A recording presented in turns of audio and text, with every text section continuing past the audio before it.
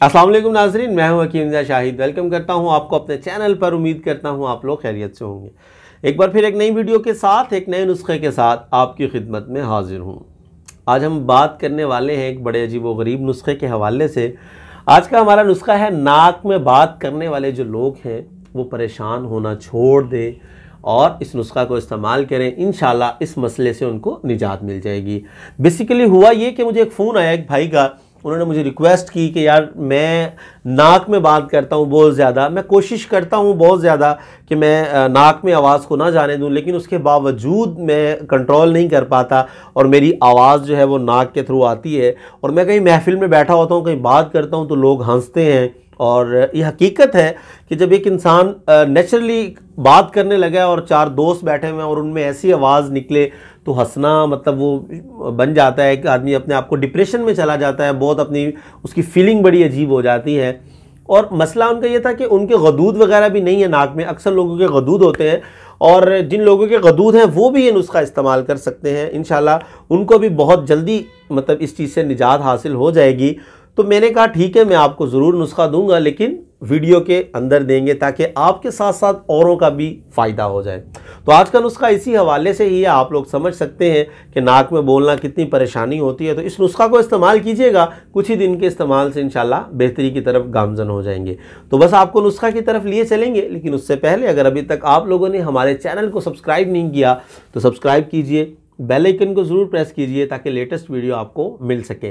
और हमारा दूसरा चैनल लाहौरी दवाखाना, उसको भी ज़रूर सब्सक्राइब कीजिए, लिंक आपको डिस्क्रिप्शन में मिल जाएगा। तो चलिए चलते हैं आज के अपने नुस्खा की तरफ। जी नाजरीन, तो आ चुके हैं हम अपने आज के नुस्खा की तरफ। तो हमें सिर्फ 4 चीज़ों की ज़रूरत होगी। नंबर 1 पे हमें चाहिए होगी इलायची सब्ज़। नंबर 2 पे हमें चाहिए होगी जंजबील, जिसको खुश्क अदरक भी कहते हैं। और नंबर 3 पे हमें चाहिए होगी फिलफिल दराज। एक फिलफिल स्याह होती है छोटी, एक फिलफिल दराज होती है लंबी, वो वाली हमें चाहिए होगी।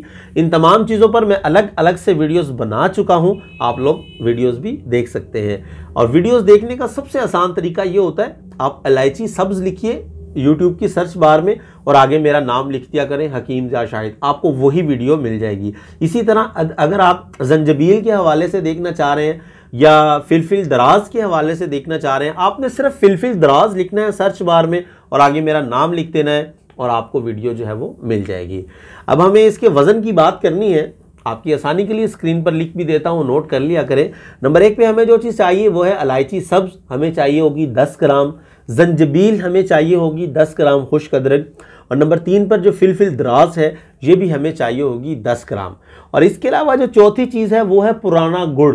गुड़ आपको, एक नया गुड़ होता है, एक पुराना गुड़ होता है। पुराना गुड़ काले कलर का हो जाता है, आपको वो चाहिए होगा, नया गुड़ इसमें इस्तेमाल नहीं करना। तो पुराना गुड़ आपको चाहिए होगा 40 ग्राम।